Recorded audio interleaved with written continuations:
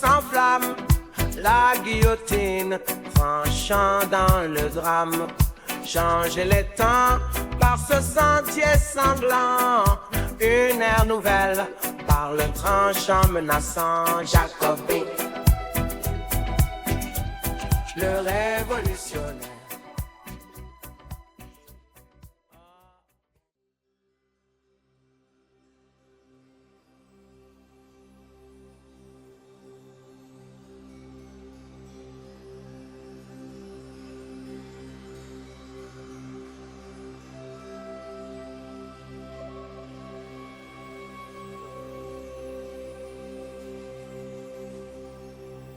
Rien n'existe, sauf les atomes et l'espace, tout le reste n'est qu'opinion.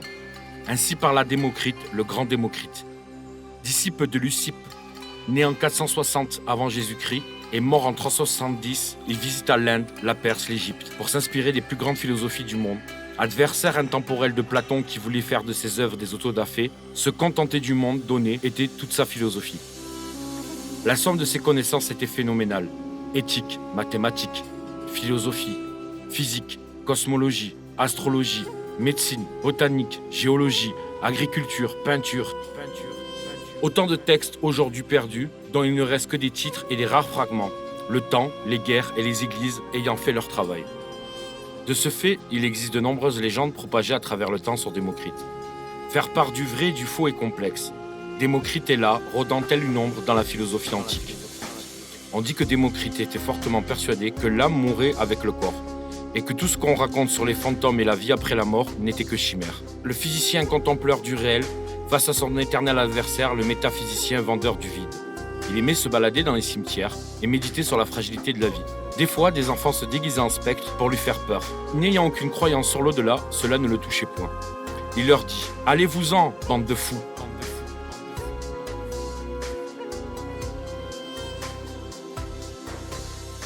Il faut comprendre que chez les matérialistes, la question de l'instant est une question essentielle, et donc la question du bonheur dans l'instant. Très souvent, l'être humain est positionné dans deux temporalités, soit dans le passé, soit dans le futur. Le passé peut le rassurer, car il peut y avoir vécu des choses qui lui ont plu, et cela crée des angoisses et des malheurs en lui. Le futur peut le rassurer parce qu'il lui permet de penser que demain sera meilleur, mais il ne lui permet pas non plus d'être heureux dans l'instant. Or, dans la philosophie matérialiste, l'instant est la seule réalité tangible, la seule réalité sur laquelle nous pouvons nous pencher. Il y a pour moi deux clés au bonheur. La première est celle de savoir saisir le moment, de savoir que ce moment-là est unique et que son unicité en soi est quelque chose d'exceptionnel. La deuxième est l'inverse du processus qui est très souvent naturel chez l'être humain, qui est celui de se comparer et de vouloir ce qu'on n'a pas. Alors que regarder ce que l'on a est déjà en soi un chemin vers le bonheur.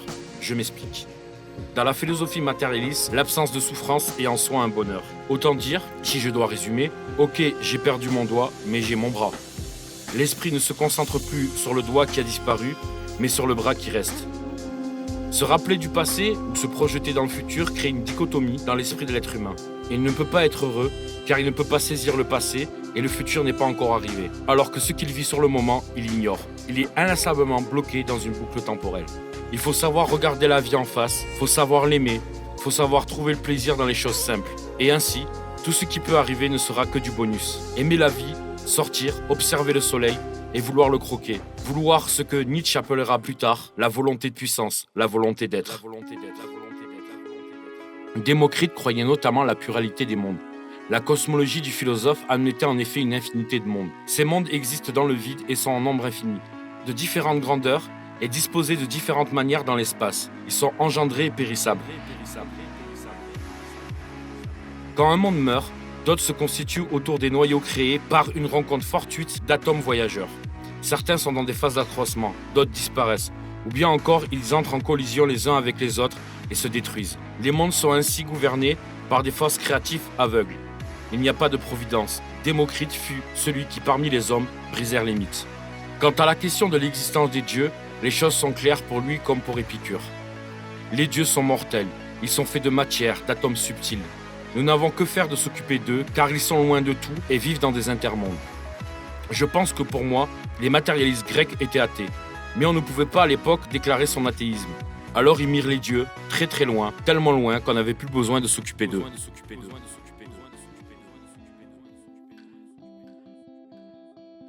La légende dit que là où Héraclite, le philosophe idéaliste, pleurait sur la réalité du monde, Démocrite répondait par le rire du philosophe matérialiste. Pendant le Moyen-Âge, certains ordres monastiques n'aimaient pas le rire. Ils voyaient dans le rire une forme de singerie. D'ailleurs, très souvent dans les textes religieux, dans le christianisme ou dans l'islam, Dieu ne rit pas, c'est le diable qui rit. Il est très important de rire, observer le monde, en voir sa vacuité, en voir son intemporalité et rire. On dit que le grand Lucrèce rit un jour sur la plage quand il a vu un bateau couler, car il n'était pas dedans. Le but était évidemment pas de se réjouir du malheur des autres, mais de se réjouir de ne pas être inclus dans ce malheur. Les bienfaits du rire sont nombreux. Il renforce le système immunitaire, il combat les émotions négatives, il lutte contre le stress, il réduit la tension artérielle, il lutte contre la peur, il réduit la douleur, il renforce les liens, il est bon pour le cœur, il améliore la confiance en soi et il booste les performances sexuelles. Alors mes amis, riez sans modération et surtout riez de tous ces charlatans qui veulent vous vendre des mondes imaginaires dont aucun, j'ai bien dit aucun d'eux, ne sait pas plus que vous ou moi ce qui se passe après.